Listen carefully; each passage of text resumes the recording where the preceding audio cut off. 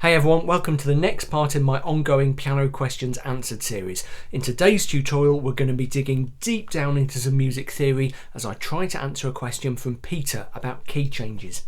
Peter says, I have a question about modulation. When I'm playing a song I'll use several different chords. How do I know the difference between I'm just playing a chord of E minor but we're still in C and the piece or the section of the piece actually having modulated to another key? This leads to another question: how does one go about making a piece modulate? I know that sounds artificial, but sometimes my improvisation can get a bit boring hanging about in the same key forever. So maybe there might be a way to spice it up by moving to another key. Okay, big questions. Changing key, modulating key to use a technical term, is a huge subject, and what follows is going to involve quite a bit of simplification and shortcut. But what I'm going to do is take Peter's second question first and look at 5 basic ways that you can modulate, that you can change key in your songs and in your improvisations. Then at the end we'll have a think about how to know when you've actually changed key and when you haven't, which is kind of academic but also kind of interesting. It raises some interesting questions. Okay, let's get going. First of all, I want to tell you about 3 assumptions that I'm making about your music theory knowledge, because if I explained all the music theory you need to know for this tutorial from scratch, we'd end up with a very long video. Okay, don't worry though, because if your knowledge of any of these things is a little bit sketchy, I'm going to give you some links and information where you can find out more or refresh your knowledge. So first of all, I'm assuming that you understand what musical key is and you know at least some basic scales, because scales are massively important here. So if I talk about a song being in F major or A minor, okay, or if I talk about the scales of those keys, you need to have at least an outline idea of what that means. If you don't, or if your knowledge is a little bit sketchy, then there's a tutorial in my beginner's piano series about the concept of musical key. You'll find a link to that tutorial in the description text underneath this video. Second, I'm going to assume that I can talk pretty freely about different types of simple chord, like major chords, minor chords and dominant sevenths. Okay, there's a C7 chord. Now if your chord knowledge is a bit shaky, then you need to look at my video All the Basic Piano Chords in One Epic Tutorial. Again, the link is underneath this video. Thirdly, I'm going to assume that you know at least a little bit about chord type and function, like how we for example identify the 1, 2, 3, 4, 5, 6 and 7 chords of a key, and what tonic, subdominant and dominant chords are, and what jobs they do, what functions they typically have in a chord progression. Now that is slightly more advanced stuff, and if you're a bit sketchy on that, don't worry, because I will give you a few reminders as we go along. But if you want to refresh your knowledge, check out my chord theory epic tutorial. Again, that is linked in the description text right underneath this video. Okay, so let's start working through our techniques for changing key. Now, technique number 1 is a fairly simple and common approach which in a lot of circumstances you will barely think of as a key change at all. It involves moving between relative keys. Now, key relativity is a really important concept in music theory, and it's based on the fact that major and minor keys come in pairs. So every major key has a relative minor key, and every minor key has a relative major key. And the way they're related is the scale notes that they contain. Okay, let me just visualize that for you on the piano keyboard. There's the scale of C major. Now the relative minor of C major is A minor. There's the scale of A natural minor. As you can see, the scales are identical in terms of the notes they contain. It's really easy to visualize with C and A minor because it's just the white notes on the keyboard. So the notes are identical, they're just starting in different places. There's the major key, there's the relative minor. Okay, so we would say that A minor is the relative minor of C major and C major is the relative major of A minor. Let's do it in another key just so that you can see if you can spot it there. There is the G major scale and there is E natural minor. I'm saying natural minor to distinguish it from the harmonic minor scale, which you might have come across and which is slightly different. As you can see, those scales are identical in terms of the notes they contain. Okay, so all the white notes apart from the F, which becomes a sharp, they're just starting in different places. Now, working out relative minors and relative majors is actually quite easy. If you want to work out the relative minor scale from a major, just play the major scale and go up 6 notes. 1, 2, 3, 4, 5, 6. And that 6th note will be the tonic note, the first note of the relative minor. If you're in a minor key and you want to know the relative major, go up 3 notes. 1, 2, 3, and that note will be the tonic of the relative major. Now, switching between relative keys is a very common kind of key change you'll find, especially in popular songs. And I'm using the term popular song in its kind of broadest sense there to cover kind of contemporary pop, rock, show tunes, jazz songs, what have you, yeah? And typically what songwriters do is that you have the main section of the song in one key, and then in the middle section or bridge you move to the relative key. And the way around it usually works is that the main section will be major and you'll go to the relative minor for that middle section or bridge.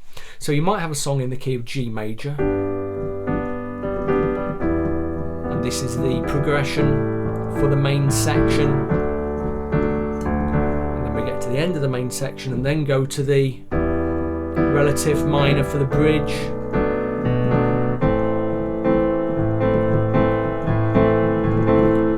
Then what will happen towards the end of the bridge is that bridge section in the relative minor will work its way back towards the dominant chord, the number 5 chord of the major key.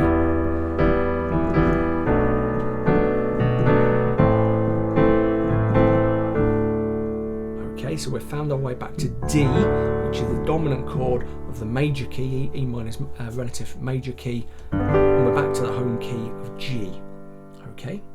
Now, because those keys are relative to each other, the transition is very smooth, and you might not even think of it as a key change. There doesn't seem to be kind of a big shift in the overall sound, okay? And if you're a music reader, the key signature won't have changed, yeah? There won't suddenly be loads of flats or sharps, sort of accidentals appearing in the score. The key signature will be the same, yeah, but it is a key change all the same, and because it's one of the most common ones in popular music, especially if you're interested in stuff like songwriting, then that relative major, relative minor key change is one that's worth knowing about. Key change technique number 2 is a little bit like technique number 1, because once again we're moving either from a major key to a minor key or from a minor key to a major key. But this time, instead of moving between relative keys, we're going to move between parallel keys. Now, parallel keys are quite easy to understand. Imagine you're in the key of C major. The parallel key of C major is C minor. There's the C natural minor scale. If you were in the key of A minor, the parallel key is A major. So parallel keys have the same letter name but the opposite tonality from one another, major or minor. Now, on the face of it, you might think that those keys are closer to each other than relative keys. Okay, you might say to yourself, moving from C major to A minor, oh, that's quite a big deal. That's quite a big change of key. But as we've seen, really it isn't, because those relative keys share their scale notes. When you look at parallel keys, you'll notice that the scales are very different. So there's the scale of C major, and there's the C natural minor scale. Okay.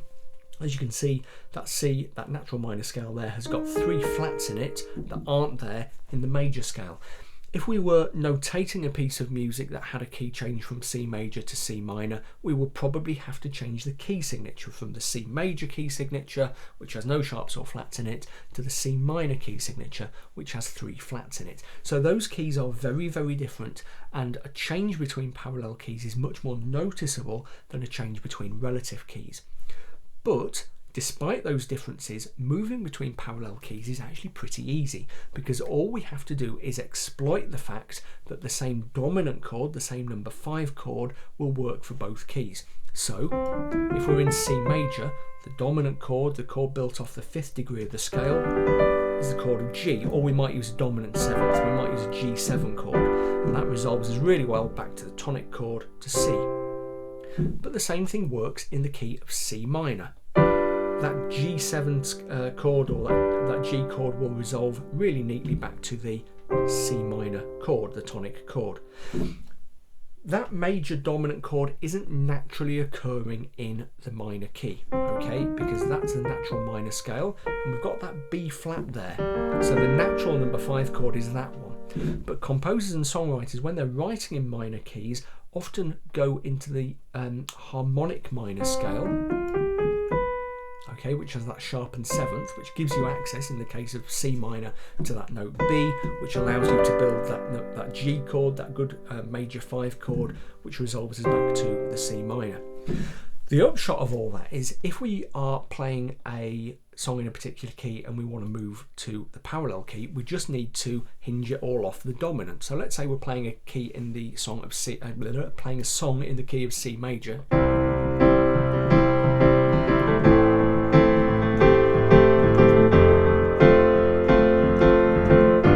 Dominant. See how we can shift to the minor really easily?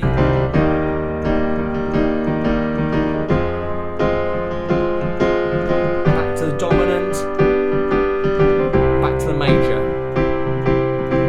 Okay, so that shared dominant chord makes it pretty easy to shift between the two keys. You'll notice, however, that it is a more noticeable change, so handle it a little bit more carefully than you would changes between relative keys. Technique number 3 just involves jumping from one key to another without any kind of setup or preparation, to use the technical term.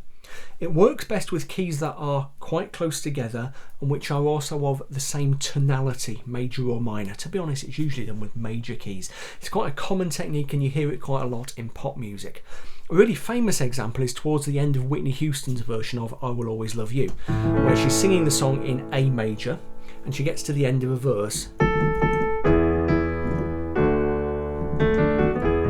and there's a pause, and what our ear expects is for the chorus to come back again in the key of A major, but instead she modulates. She goes up a whole tone, a whole step, into the key of B major.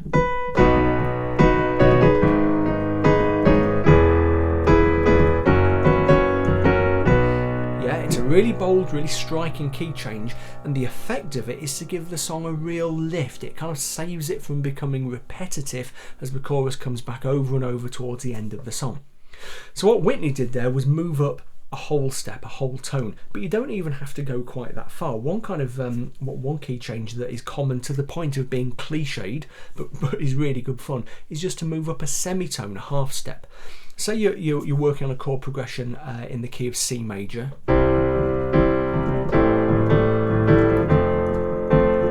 Go dominant chord, back to the tonic, and up a semitone.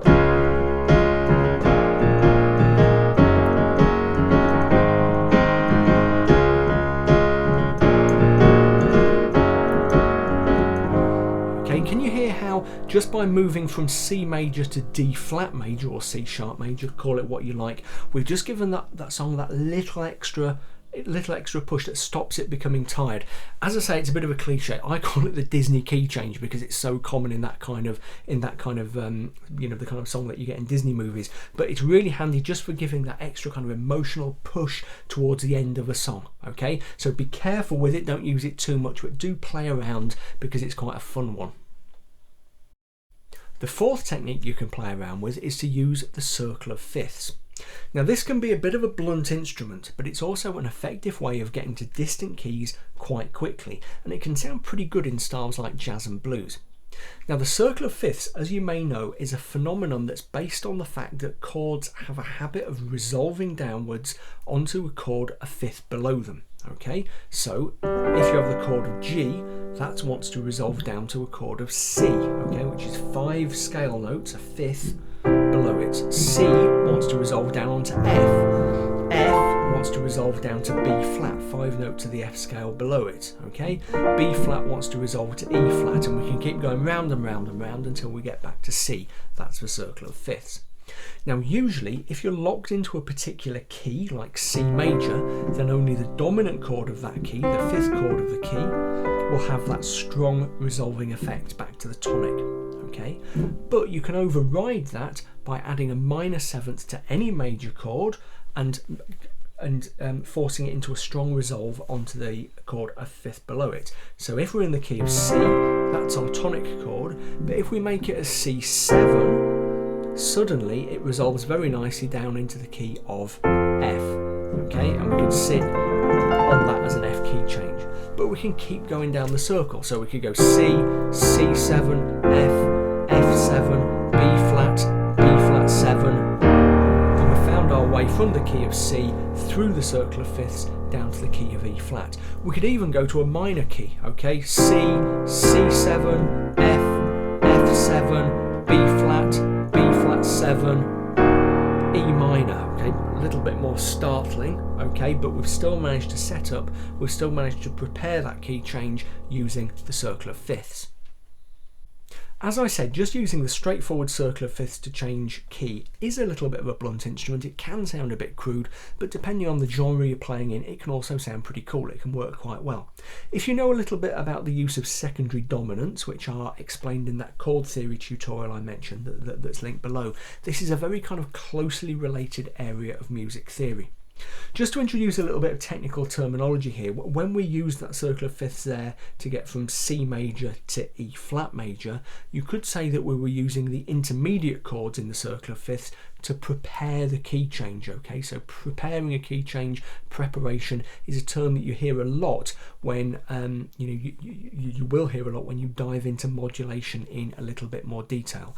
Most of the modulation we've seen so far hasn't used much in the way of preparation at all, okay? Rather, we've been jumping from one key to another quite quickly. Now, technique number 5 does use a more complex form of preparation, but if you get it right, it can make for a very smooth modulation between keys. It basically involves changing from your current key to a new key, your target key as we call it, by using a chord that's common to both. That's sometimes called a pivot chord. Now, there are various ways that pivot chords can work, and let's start off by giving you a fairly straightforward example. Let's say that we've got a short looped progression in the key of C major. C, A minor, F, G. Okay, it's looped because that final chord, the G, is the dominant chord in the key of C major. It takes us naturally back to the tonic chord of C. We can also describe that using Roman numerals. We could say it's a 1, 6, 4, 5 progression. Now, the chord I'm interested in as a potential pivot is that A minor. It's the number 6 chord in the key of C major, but it's also the number 2 chord in my target key, which is G major. There's a scale of G major, and there's A minor as the number 2 chord. Now, crucially, in G major, or in any key, any major key, that number 2 chord is also what we call a predominant chord. It leads naturally to the dominant chord of the key. Okay, so as you may know, 2, 5, 1 is a very common kind of little chord progression. I did a tutorial on it a few weeks ago. So what we can do as we're playing in C is go through our progression, but then suddenly stop thinking of that A minor as the number 6 chord of C and start thinking of it as the number 2 chord, a predominant chord in the key of G. So we can then go to the dominant chord of the key of G, D, and then to the tonic chord of the key of G. And look, we've changed key.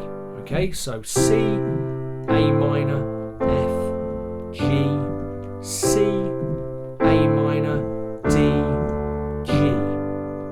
Okay, quite a straightforward key change using a pivot chord. We can keep going. We can do the same thing in the key of G. G, E minor, C, D, and all that is a 1, 6, 4, 5 progression in the key of G, and we can go 1, 6, but that E minor, as well as being the 6th chord in the key of G, is also the number 2 chord in the key of D. So we can go E minor to the dominant of D, A, and now we're in the key of D. Okay, loop it down again.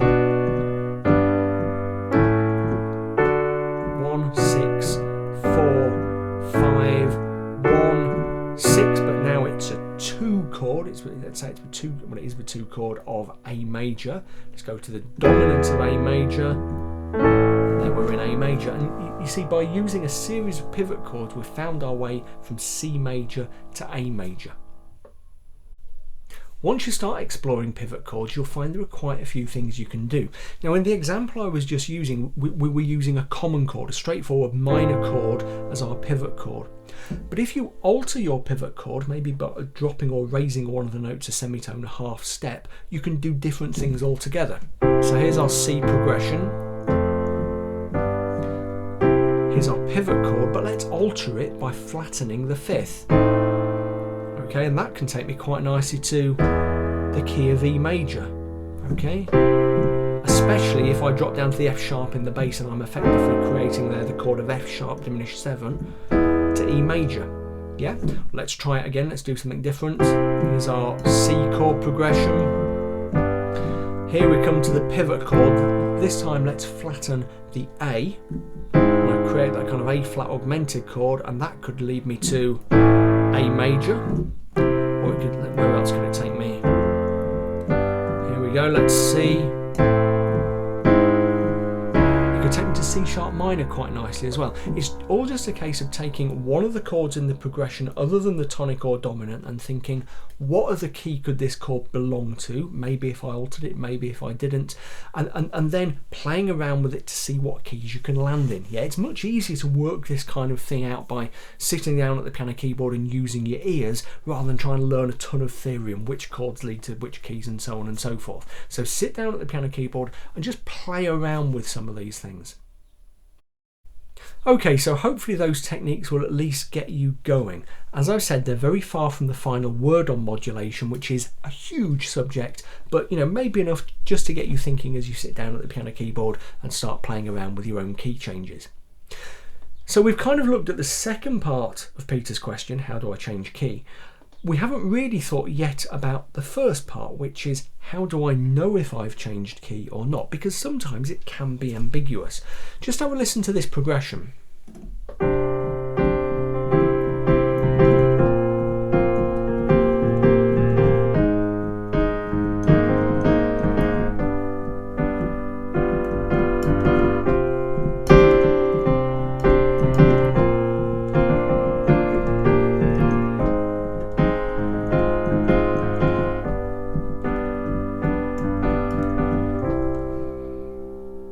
Okay, now I was mucking about with those chords a little bit. I was creating suspended chords and added ninths and stuff, but the basic underlying progression went C, B flat, A flat, G.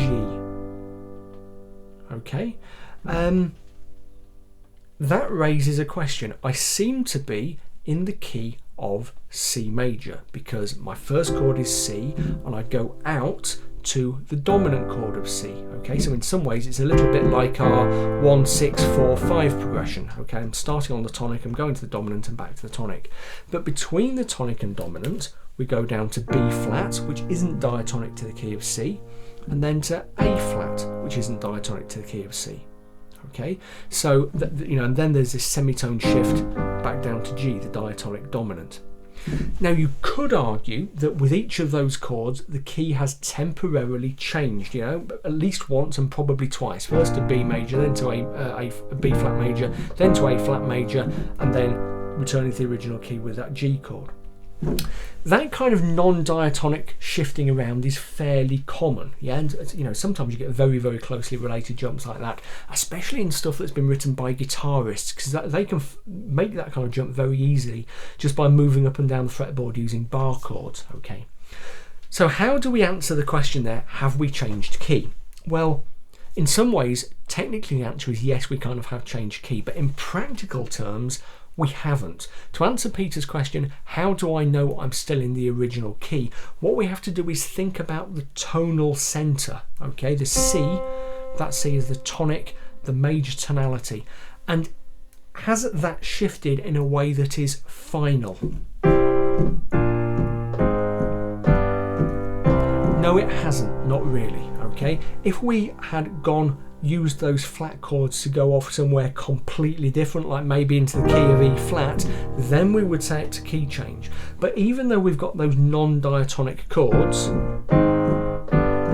our tonal center, what feels like home, is still the key of C. It's all about where you end up with key changing. You know, if the tonal center seems to have moved completely, then you've got a key change. If you've only moved away very, very, very briefly, maybe for one chord or two chord, then it's pretty reasonable to say that you're still in the same key, but there's just been some diatonic, non-diatonic moving about going on. So there we go. That all got pretty geeky pretty quickly. But I know you guys seem to really love music theory, so I don't mind talking about it.